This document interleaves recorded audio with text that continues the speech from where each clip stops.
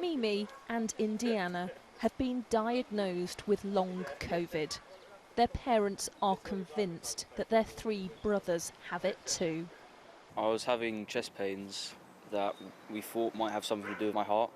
When I'm exercising, I always get short breath and I'm struggling to breathe.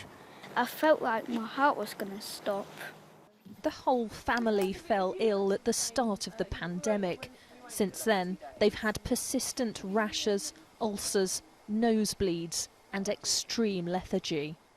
It's been really tough because obviously myself and my husband weren't well either. So dealing with being unwell ourselves and then dealing with 5 children who were sick and 2 who were seemingly much worse, and not really getting any support or answers was really worrying, stressful, mentally tough as well as going through the physical illness as well.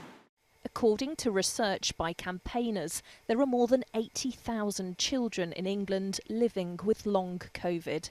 Headaches are a common symptom, as is chest pain. And one of the worst for many youngsters is stomach problems. We've got over 2,000 children that are not getting better. We don't have one recovery story. And what we really need is for researchers and doctors to be much more curious about the effects of long COVID on children so that we can then make wise decisions going forward. 10-year-old Isabel was once full of energy.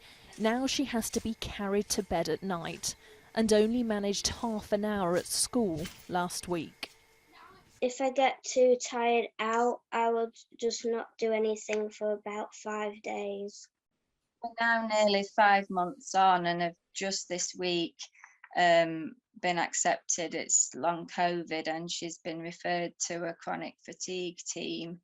The long COVID clinics that you hear on the news, the government singing about, that they've got all these long COVID clinics, they're just for adults, they're not taking children. This family and many others don't know what the end game will be.